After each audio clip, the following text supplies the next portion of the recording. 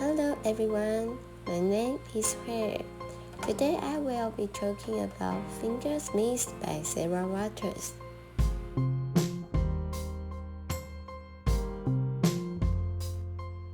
She said many times, whenever she grumbled or sighed, whenever she rose from a cradle, rubbing her sore back, her eyes would find a meow, and her look would clear, she'd grow contented.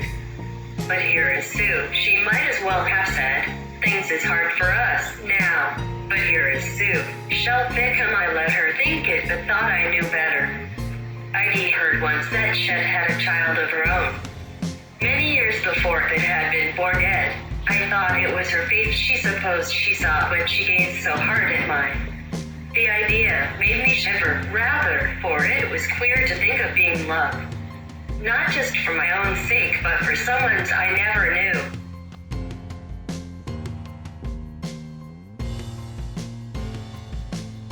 Part 1. My thoughts. The key sentence is, you trace drawers like late. Sue regards his forced murder Mrs. Ashby as a dearest love. This family is a master of selling stolen goods and is also engaged in the sale of babies, but never saw Sue. Instead, she was taken care of by her, letting her sleep next to her and preventing her from being exposed to too much criminal activities. This is not love. What would it be? Sue thinks that the forced mother takes care of her like her treasure. You treat drawers like late.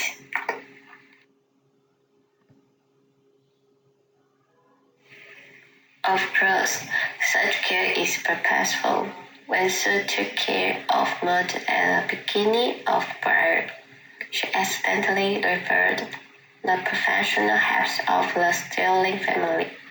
But one thing a business like ours at Lane Street teach you is the proper handling of the quality goods. The tap on the dust behind Mrs. Ashby. The love and care that Sue has always received from Mrs. Ashby made her both touch and doubt the motive behind Mrs. Ashby, as if living in the forced goodwill.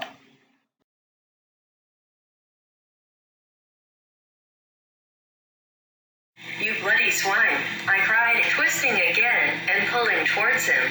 You fuckster. Oh, he stood in the doorway of the coach, making it tilt. The doctor gripped me harder and his face grew stern. There's no place for words like those in my house, Mrs. Rivers, he said. You saw it, I said to him.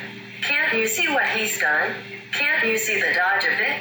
It ain't me one, it's I still pulled. And he still held me, but now I looked past him to the swaying coach. Gentleman had moved back his hand before his face. Beyond him, the light in bars upon her from the louvered blinds, sat Maud. Her face was thin, her hair was dull. Her dress was worn with use, like a servant's dress. Her eyes were wild, with tears starting in them, but beyond the tears, her gaze was hard. Hard as marble, hard as brass, hard as a pearl, and the grit that lies inside it. Dr. Christie saw me looking. Now, why do you stare? He said. You know your own maid, I think. I could not speak. She could, however. She said, in a trembling voice, not her own, my own poor mistress. Oh, my heart is breaking. You thought her a pigeon. Pigeon, my ass. That bitch knew everything. She had been in on it from the start.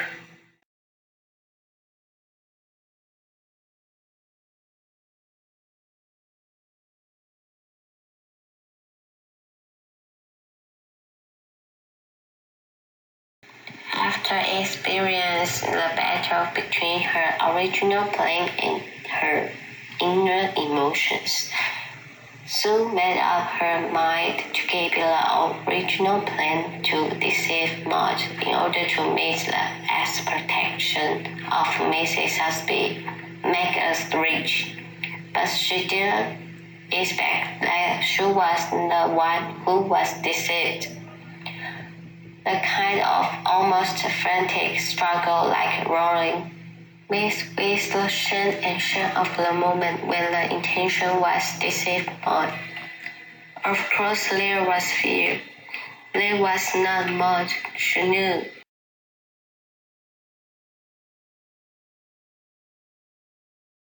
May a lady taste the fingers of her maid. She made in my uncle's books. The thought makes me color. And it is as I am standing, feeling the blood rush awkwardly into my cheek, that a girl comes to my door with a letter from Richard. I have forgotten to expect it. I have forgotten to think of our plan, our flight, our marriage, the looming asylum gate. I have forgotten to think of him. I must think of him now, however. I take the letter in a trembling, break its seal. Are you as impatient as I? He writes, I know that you are. Do you have her with you now? Can she see your face? Look, lad, smile, simper, all of that. Our waiting is over. My business in London is done, and I am coming. The letter works upon me like the snap of a mesmerist's fingers. I blink, look giddily about me, as if emerging from a trance.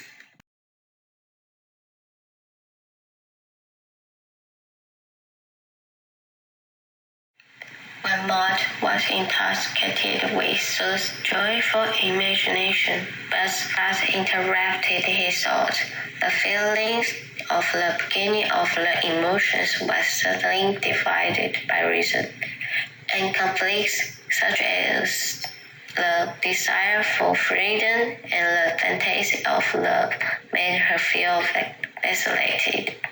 But Maud still wants to make herself happy before the evil plan, and wonders whether she feels the same about herself, and whether she has a chance to change her plan. To some extent, this mood is like an ambiguous couple who is suspicious each other, but because of desire and desperation to explore forward, you can escape or fall, but you can only choose one. It's really tough.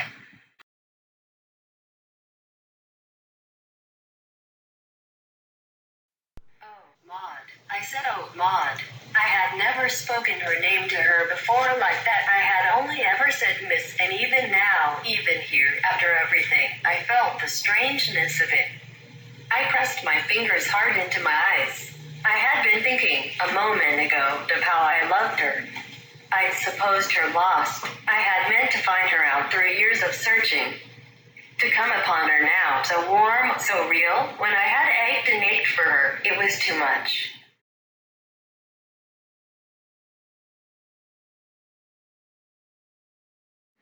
When word feeds us of all the wealth and pain in life, the word is love. Sue, who didn't quite understand the situation, finally found out the facts contained in a note left by Mrs. Saxby, and her love for Maud beats everything. Love is tolerance and acceptance. Even if you find that you should not love one, love's past pains seem to be nothing. The growth backgrounds of the two women are so different, but they have gone through the seemingly different but the same process. Perhaps it's these processes that make them understand their inner heart and gain true love and freedom.